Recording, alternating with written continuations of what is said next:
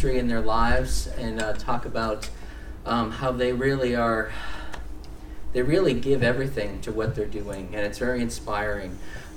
In the States, we've got a lot of people who do social work or different kinds of ministry work that's professional in a way, and a lot of these folks do it for next to nothing, and they're very just that their faith, their all-in spirit where they just sacrifice everything. It's just amazing. So we want to talk about some of those folks. Why is there an advertisement on our PowerPoint? My goodness. So, there's only 49 seats left, so we can probably all get in. Okay, good. Yeah, I definitely want to take advantage of that software offer. That's fantastic. Thank you. Okay.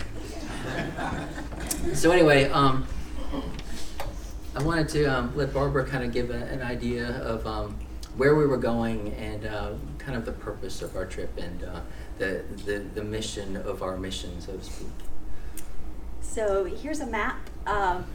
Just in case you forget where we go, we're right on the border in Nuevo Laredo, which is right on the border with Laredo, Texas. So we're a straight shot down 35 from Dallas. Kind of inland, we're not like out on the edge there where Brownsville is. We're not near the ocean or anything. So it was just right. This year we got just enough of the tropical rain that was coming in, that we got the clouds and just a tiny bit of rain, but we didn't get a monsoon, and we got cooler temperatures. So it was nice. I think it was cooler than Dallas. Yeah. I think you're right. I think it was. So here's our group of 18 of us that went from all over the country. We were from California, from Missouri, from Wisconsin, from Alaska, Texas, California, from Texas. Perfect. There were some of us from Texas. Anybody from Texas? Yeah. Yes. And so what we do, people ask, like, they say you go on a mission trip. So it's like, oh, so, did you do like a revival? Did you build a church? What did you do? And we have built a house in the past, a small house, but that's not really the goal of Crossing Borders. We go and we partner with the people that are already working there, that already have feet on the ground, they're already doing ministry, and we just come alongside them.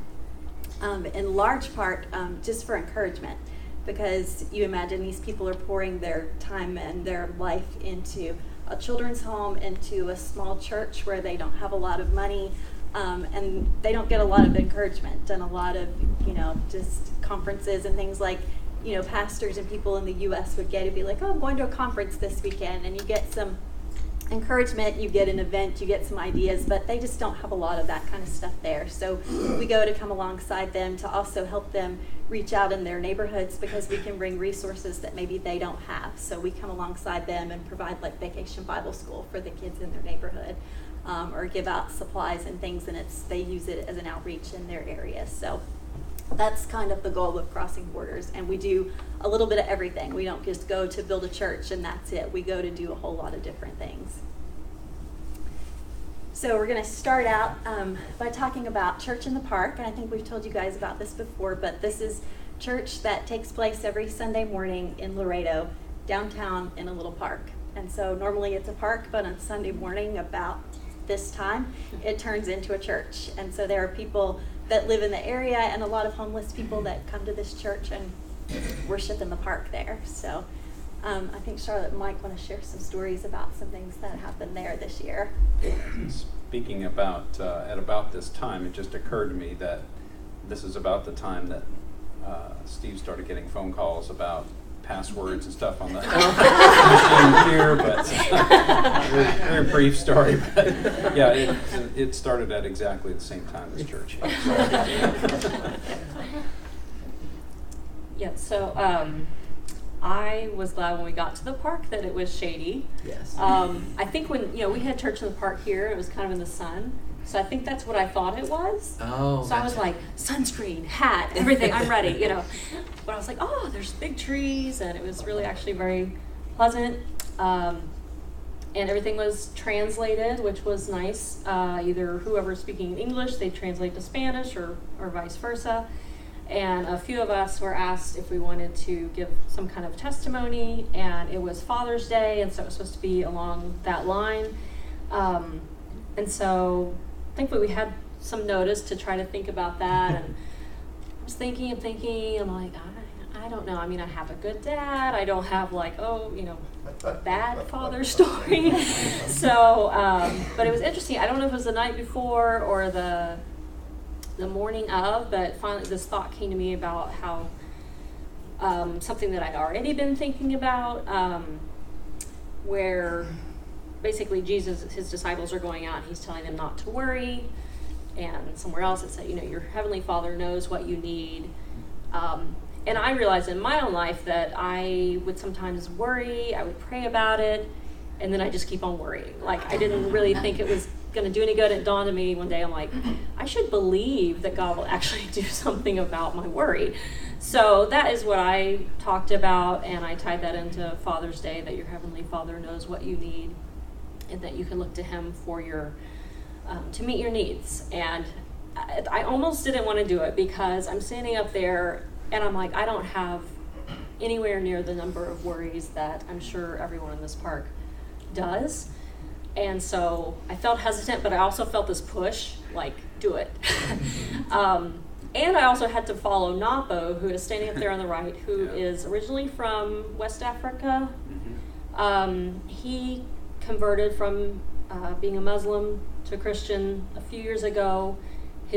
The rest of his wife and kids, and he's surrounded, his whole family is still Muslim, and so it's pretty tough on him. And so he got up and told that story, and I'm like, great, I get to follow that. But I thought, well, okay, Lee's calling me up, so I guess I'm supposed to do this. So, but it was a neat situation, and I was glad that I did. Mm-hmm. Yeah, Napo has an amazing story, and it was really something to hear that. It would be great if we had that recorded. I don't know that we do, but he shared it with a couple of us, and then he didn't share it in, I don't know, completeness, I guess, with others. But he did talk about it there, and I think Charlotte talking and Napo talking and Billy talking, sharing their stories, that led to, I think, the next slide where, 3 people, I think, that came up and asked to be saved. And yeah, there was an altar call, and there were a few people who came up and really wanted to make a commitment. And I don't know if I don't want to take away what you were going to say, but whenever that kind of thing happens, I'm always very skeptical, because I think, you're just kind of in the moment, or maybe you want to be seen in front of a bunch of people. But the people who were up there at the moment praying with them, they said that there were tears, there was sincerity there. These people really, it wasn't just a matter of, I want to jump in and look good, but rather there was really, they were moved, and I thought that was really amazing. So, it's good. Yeah, I think the lady in the pink specifically, her name was Alma, and I think Barbara had been talking to her, and Billy from Christ Community had been talking to her, and that's when, like, Alma was talking to her and saying, I want to be saved. And Billy's like, well, let's go talk to Pastor Carlos, who was in the green shirt, right? Was that yes. Pastor Carlos? Okay. So yeah, and then afterward, I talked to her a little bit, and she showed me, she had her notebook, because Pastor Carlos asks everyone, he gives them a notebook and a pen to take notes at church, and a Bible, I think, if they need it. And so she showed me her notes where she'd taken notes on what I had said, and I was like, I don't know, that touched me. I'm like, yes, it was worthwhile.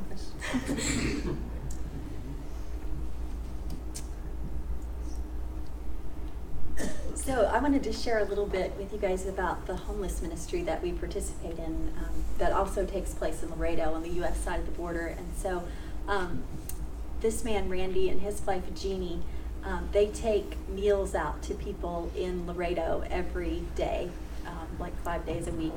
And so they pick them up from like a shelter, and then they go out and they hand deliver these meals to people on the street, to the homeless people. And it's pretty amazing because he knows all of the homeless people by name, where they're going to be, what they like, what they don't. He knows everything about them, so it's pretty amazing. He'll be like, okay, we're going to pull up behind this Texaco. This is going to be Bob over here. Bob wants 2 meals, so put them on the ground. He won't take them from you by hand. And it's just, it's things like that at every location.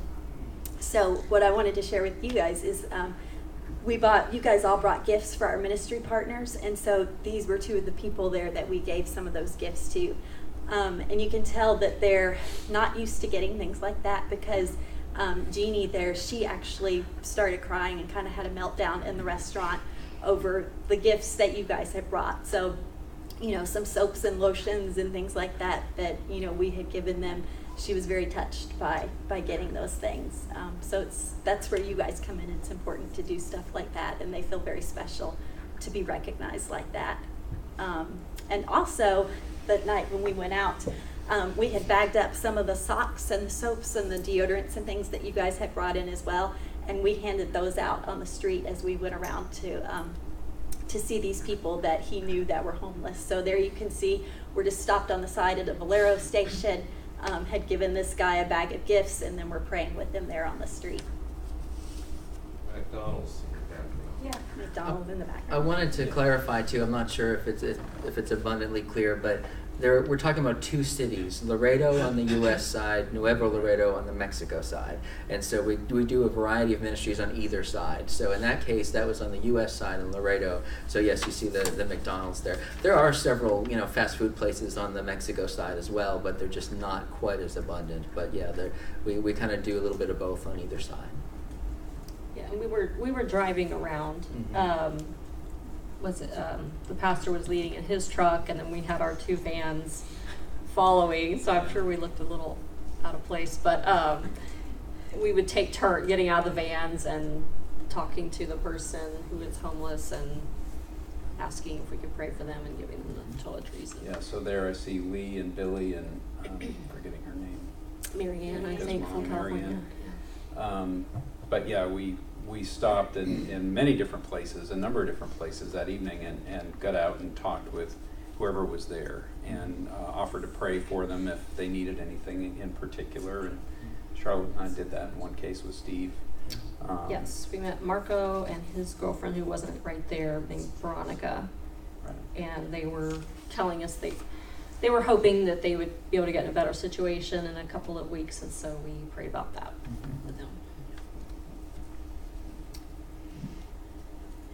It's just pretty amazing ministry that he knows them all by name. Mm-hmm. That we would be like, oh yeah, there's a homeless guy over there, but Randy knows that's Bob, and that's that he knows each one and their situation and where they are. It's pretty remarkable. I also wanted to share, so this is on the Mexico side at Pastor Marta's church. I wanted to share this with you guys because this is another place that we took some of the gifts that you guys had brought, just the household things that I know a lot of you are kind of like, why are we bringing clothes hangers and bowls and cups and things like that? But these people, that's the kind of basics that they need. So we were able to do a little outreach with their church there. They invited people to come into the church, and again, we had bagged up the things that you guys brought, a few hangers in this bag and some socks and some bowls and cups and things. And then as these folks came in, we kind of did like a little mini service, and then we're able to give them some of the gifts that you guys had given. So I just wanted to add that what struck me on this trip is that a lot of the churches that we were working with are doing the same things and have the same concerns that we do as a church. So they were doing outreaches in their neighborhood. They were trying to meet the people and establish relationships, build up some trust, do things with the kids. And so it's not just a U.S. thing. It was interesting that we got to come alongside them as they were doing things in their neighborhoods. And part of what we can do as people who are blessed with an abundance of material wealth in the U.S. is we can say, here's some stuff to give. Whereas they may not have the stuff, but they have the heart to go and serve. So it's a really great opportunity to kind of bring some supplies in that way. And I think, was that the church that was right across from the elementary school? I think so. Yeah. Okay. And didn't she say, like, God had told her, you need to put a church across from an elementary school? Yeah, we sat well, I guess we'll get to the luncheon later, but we sat across from Martha and Tomas, who were kind of up there at the front in that right picture, although I don't see Martha. But it was interesting to talk to her and get her story about how God led her to get that church where it is and where it sits, which is in a good spot.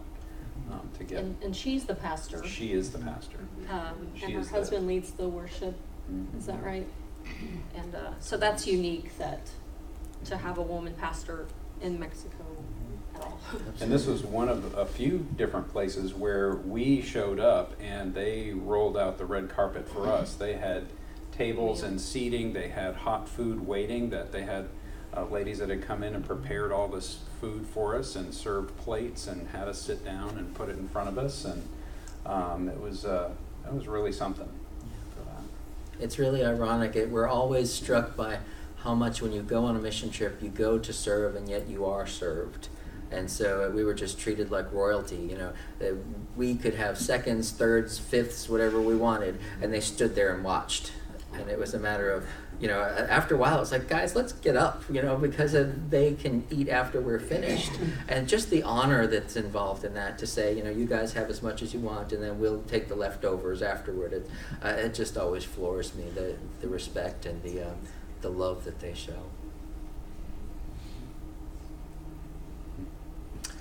So Pastor Ray and Lisa, we've talked about them many times. We have worked with them over the years.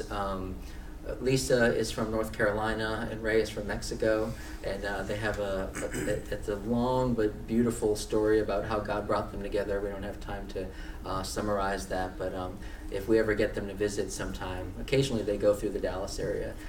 It would be interesting to have them tell you the story, but we've worked with them forever. Pastor Ray has planted a church in a little colonia, and he's trying to nurture it and grow it and help some of his members to become leaders in the church and do Bible studies in their homes.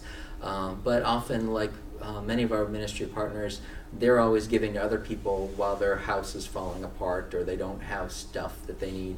So we got to help them out in a few different ways this time. And Mike and Charlotte, I think, both have a couple of stories to share about that. Yeah, they're working on the roofing. Is Napo on the left that we saw earlier in the park, and on the right is Terry.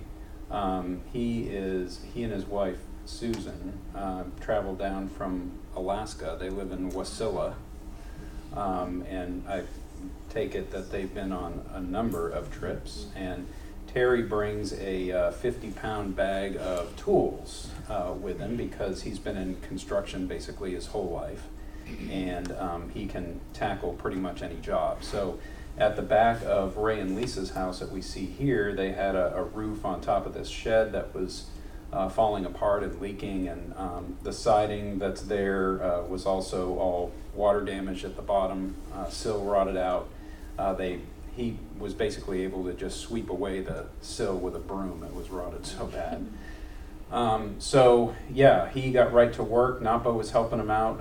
Later on in the day, I went out and was helping out there too, rolling out roofing and tar paper, whatever we needed, putting in screws here and there to hold the siding on and whatnot. But he rebuilt the siding and the roof on that shed that day while we were there.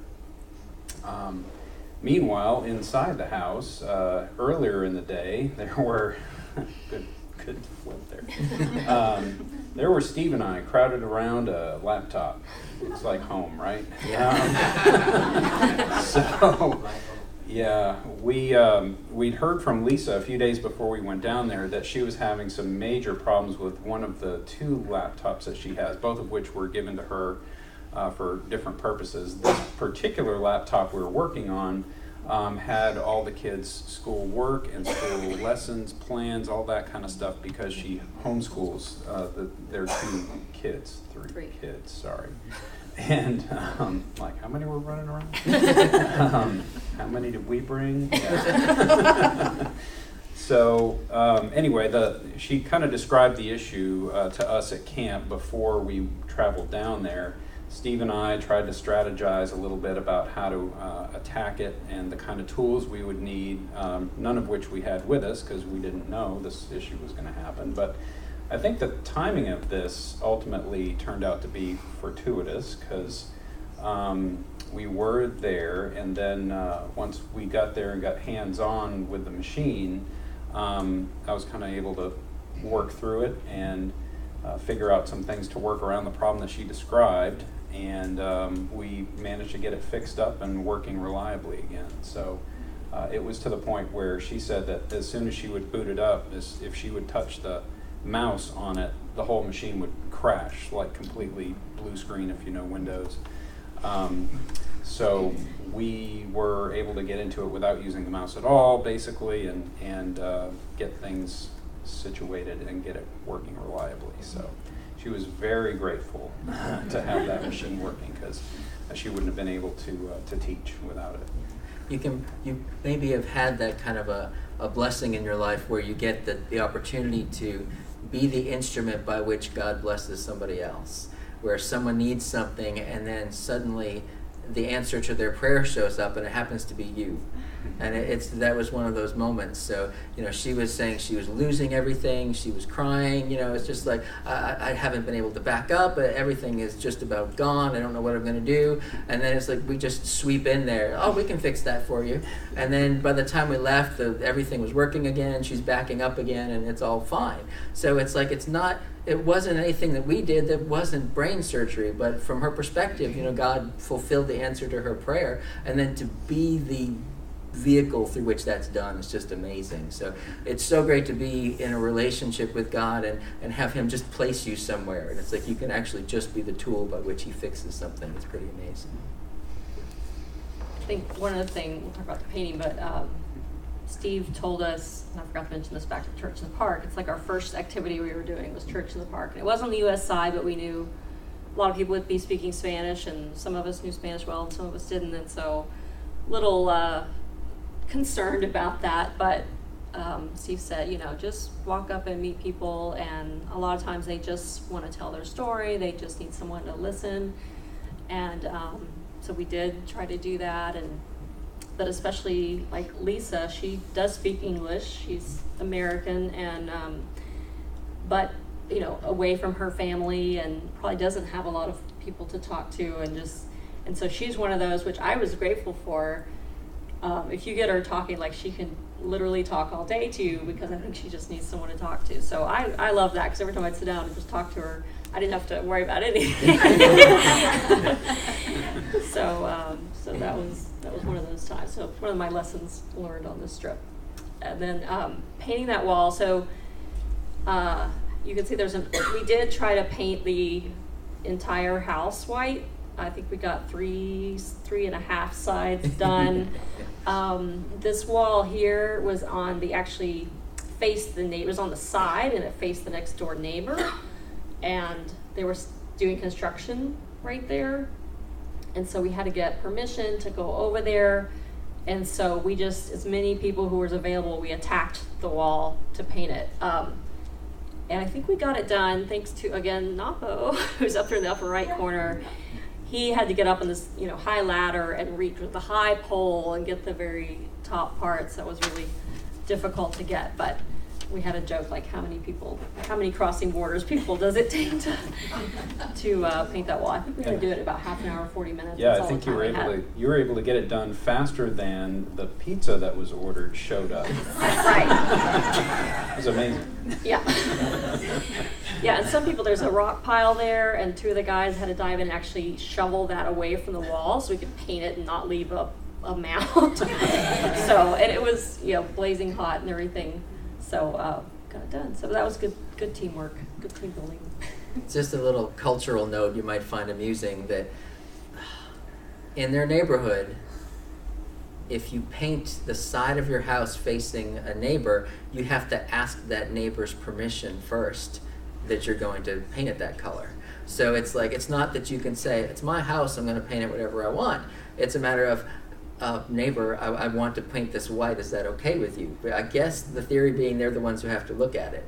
But, in this case, it's a matter of they wanted the house to be white because it would reflect more sunlight, hopefully help with cooling. So, yeah, she's right. I mean, we attacked that wall, and the poor guy was about ready to go home who was doing the construction work, and they asked for permission, can we paint, made phone calls and everything. And the guy said, well, if you do it quickly, because he's about to go home. Well, the poor guy was stuck there for 40 minutes while we're painting and painting and painting and painting. But we got it just about done, and it was quite the experience, because when you're trying to paint white onto a house in the sunlight, then you're kind of baking as you're doing it. So it was a fun experience, though. And Ray brought him a pizza. Yes, he did. The construction worker, so I felt Yes. good about that. He was sort of compensated for Yeah. his time. Is this a big house? It's a 2-story house for the most part. It's like a stucco, I guess. It's cement block, Cement yeah. block, but it was stucco on the outside. It's not large by American standards. I mean, it's still small for a family, but it's certainly no pallet house. So yeah, it's decent size. I thought maybe y'all were building Trump's wall there. That's next year. All right, Sister Juanita. Yes, I mentioned Sister Juanita before we left, and I mentioned how if anybody wanted to contribute to getting her a new vehicle, that would be appreciated. I also mentioned how she runs a children's home virtually single-handedly. And how many kids tend to be there? I know it ranges, but teens, like 15 or so? So can you imagine running a home full of 15 kids that come and go throughout the week? And she pretty much does it by herself. Occasionally she has some help there. Some of the parents help out, but they can't take care of the kids full time. So she's just a saint. We love her. She's kind of the Mother Teresa of Mexico in our eyes. So, but she's fantastic. And so we were able to raise some funds. She was hoping to raise $5,000. And she already had $2,500. We were looking to raise $2,500, but between our congregation and a few other churches, I think we ended up getting, the last I heard was about $6,500 altogether, I believe. So that should be able to get her what she was looking to get, maybe plus something a little bit nicer. As I said, we don't want to get her a Cadillac or something because that'll just, that'll be gone in no time, but something dependable. I took a couple of interesting pictures of her car as it is right now. She has a bit of a front signal light problem in the fact that it's not there, and a little bit of orange tape over that. And see how that door handle is completely missing? That's all 4 of the door handles.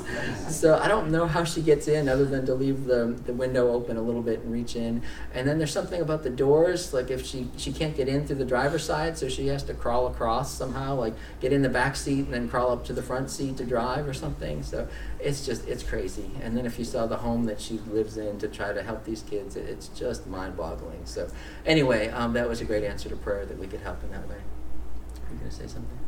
Okay. Yeah. Oh, yeah, it was a good day there. Had sure, now I can't think of the name. Uncle Pinata. The pinata. Pinata. Thank you. Oh, yes. Yeah, there's stuff full of candy. Kids love that. Yeah. That was good. We always stop at a candy store, get a piñata. I play the Mexican hat dance on my phone, and then all the kids get up and they whack at the piñata, and then it rains candy, and then so the idea is to get them as hopped up on sugar as possible. And then no, it was really good. Well, when we visited her home with the kids, of course, we were there basically all day playing with the kids, doing beadwork and slip and slide, soccer. Thankfully, we had some teenagers on the trips because they were willing to get out in the slip and slide and In the heat. the heat and all that. But I heard later, I don't know if it was Barbara that said that we were occupying all the kids, and Sister Juanita got some time to herself. And I'm like, oh, that makes me feel good. And I don't want to keep us too long, but another little add color moment that you might find interesting. They had a plumbing issue, and so there was this puddle building up in one of the yards, like on the side of the house. And so we thought, well, we'll take a look. And it was interesting because most puddles are brownish or, just kind of, they have some dirty water that collects there. But this puddle was black. And it was black because there was a dead bird on the edge of it. And it was kind of funny because there wasn't really much left of the bird.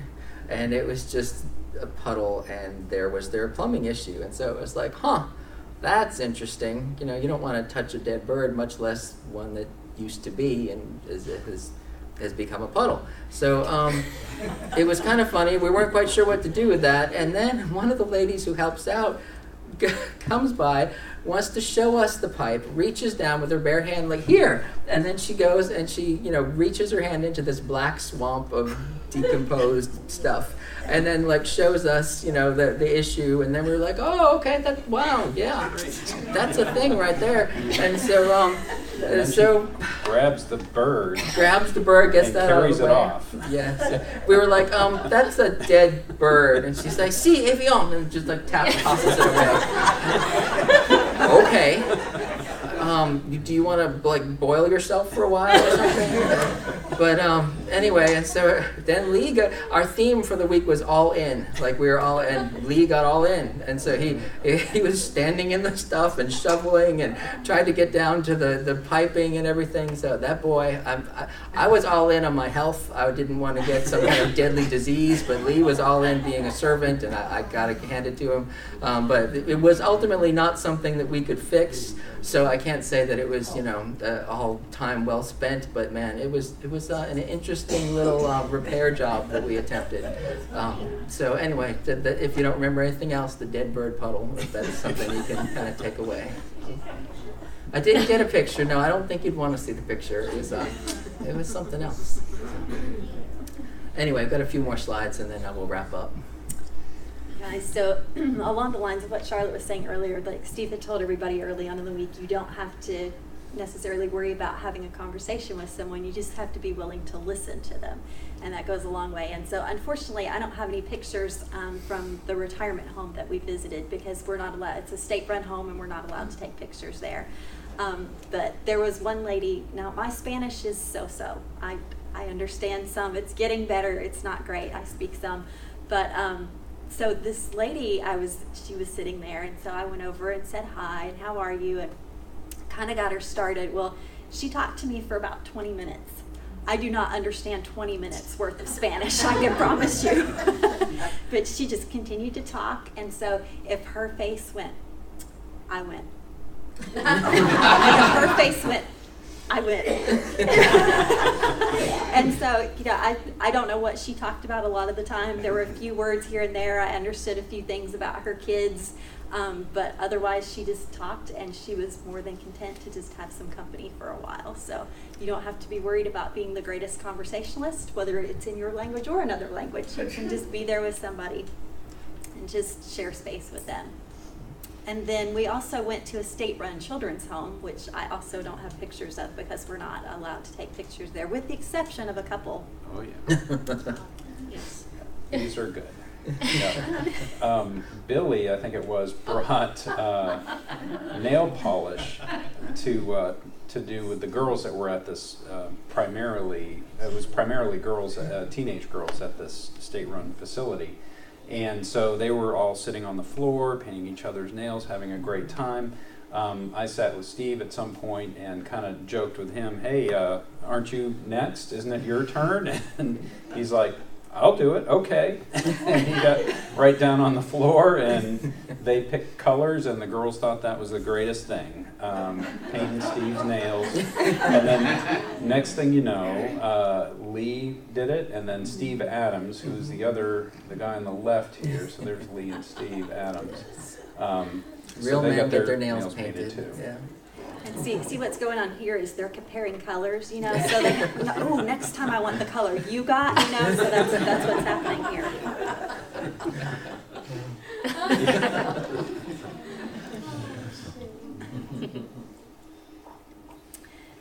And then, as I was sharing earlier, so this was something that I think one of our Crossing Borders board members was divinely inspired to do last year, because as we were having one of our planning meetings, she said, what if you guys hosted a luncheon for our ministry partners there? Because we never see them all together. We go to their church or their children's home or wherever they are, but we never have them all together in a group, and we never really do anything to recognize them and to appreciate them. So she said, what if you had a luncheon, and it was just a luncheon for them to come, kind of a little mini conference kind of a thing where we just have lunch and we get to spoil them for a few hours.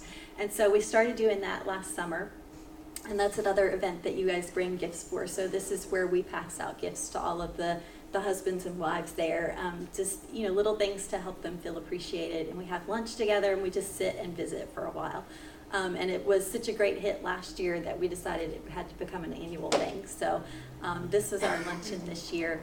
I think, Mike, you were talking about you guys got to sit across from Pastor Marta and Thomas there. Right, there's Martha on the left and Tomas next to her.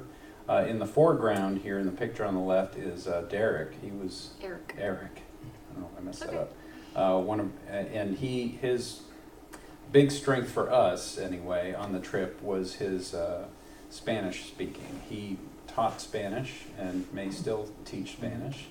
And anyway, so it was great to have him there and at this particular moment translating for us. And so we were able to learn quite a bit from Martha and Tomas while we were sitting there with them. So that was neat. And in the back, beyond Tomas on the left in the purple shirt, that is Lisa. And then standing with his back toward us with a yellow hat, that's her husband, Ray. So good group. It was neat. A couple of the other pastors there. And then just another group shot. But it's just, it's a good chance for us to just love on them for a little while and give them some encouragement. So. And then I will quickly share a story about Pastor Fernando and Marta here. I had been given a couple years, actually last summer, some folks had given me some money and said, take this cash with you, you'll know when it's the time to spend it or who to give it to. And so I had sat down and had a conversation with the two of them, and they go interior into Mexico another 8 hours up in the mountains and do their own mission trips twice a year. And they had actually given up some of their personal money that they had planned to spend on flooring in their house. They had given that up to actually be able to go on the mission trip and give away some of the shoe boxes we had left with them. And so I was so touched by the fact that they had given up what they had saved to go and do this trip that I gave them the money last year to make up for what they had given away. So this summer, someone had given me another $100 to give to somebody. And so I was talking with them again, and they were telling me they try to make this trip semi-annually. And so they were saying that the families there actually have food because they grow a lot of their own stuff there, but that the kids and even the adults don't have much for shoes and clothes. And so again, I felt that the place for this money was with them to take on their trip. They're planning to go sometime in July, was their hope.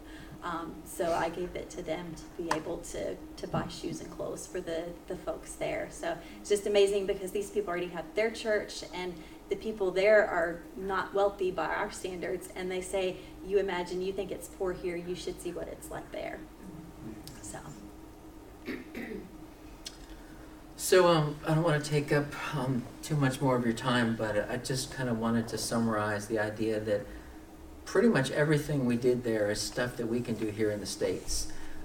What a mission trip does is kind of give you a sense of security and a sense of group safety to help you to do things that are outside of your comfort zone. So we drove around the U.S. side in Laredo to do that homeless ministry, and we would stop and pray with people, and yet that's not something you can only do when you're on a mission trip. And I'm not suggesting you drive through downtown Dallas and find the nearest homeless person and grab them, and if God calls you to do that, that's fantastic. But my point being, there is so much that we can do in our everyday lives that we often don't see. And so when we're on a trip like this, it's like, well, I'm just another green shirt in the crowd, so if I look funny, then I can say, oh, it was that guy. There's kind of this anonymity that comes with being in a group. But really, it's all stuff that I keep thinking, man, this is all stuff that we can do at home, and we can prepare lunches for somebody that we see on the street corner every day, or we can, actually start a conversation, or, just pour yourself into someone else's life and bless them in some way. So much of this stuff with little stuff. I mean, a bag full of lotions and soaps for Jeannie Landecker, that's not a whole lot for us to contribute. And yet for her, she had a meltdown because someone cared enough to take out their time and prepare a gift for her, and that was just, meant everything to her. And she's somebody who doesn't get a whole lot of recognition or appreciation. She lives in her husband's shadow. He started the whole church in the park thing, and she does a lot of behind the scenes work, and it's often people say to the husband, "Oh, thanks for all that you do," and she's standing there knowing that she's done more than half of it herself, and she never gets that kind of thank you. So again, for God to use us and say, this person needs to hear that they're loved, and then to go and participate in that way is huge. So you probably know someone in your life that needs to hear that they're loved. In what way, in what context would it make sense for you to deliver that kind of message, that kind of hope? It doesn't always mean buying stuff for someone. It could just mean a phone call or reaching out to somebody and just sharing their place with them. Like Charlotte said, spending time with Lisa just to let her talk, that's huge to her. She doesn't get to do that. So there are probably more people than we realize in our lives who could use someone just to listen like that. We were talking about that earlier in the discipleship class. All of us have stuff that we want to share, but there's a lack of people to listen. So that's one of the great ways that we can contribute. So I hope that there is some relevance here. The idea of encouraging people, going where they are to see what they're going through as Christians, see how they're participating in Jesus' ministry. And it's just so inspiring to see the sacrifice that they do for other people. It reminds me of the widow's mites. That someone can give $100 in a donation, and that's great, but if they had $1,000 in their pocket, that's 10%. However, if you have, only 2 cents and you give 2 cents, that's huge. And that's what I kind of get out of Nora and Fernando, that, they don't have a whole lot. And yet they'll go into the interior, into the mountains of Mexico and help people who barely have anything. They were saying that the little gifts that they bring, they'll come back on the next trip and they still have those things. It's like I gave your kid a ball, and then 6 months, a year later, I come back, they still have that ball. Treasure it. Yeah, they treasure it. And we can have so much impact on someone's life in little ways and not even realize it. It probably doesn't take the kind of effort and time that we might think. Just a little thing here and there. And God, through the Holy Spirit, can amplify that so that it's a pivotal moment in their life, and they suddenly experience the love of God. Thanks, guys. Appreciate you sharing your stories. It was great. If you'd like to join us on a future trip, then I can't guarantee it'll be as cool as it was this time, but it's definitely worth going. So thanks, everybody. We'll have communion in just a moment.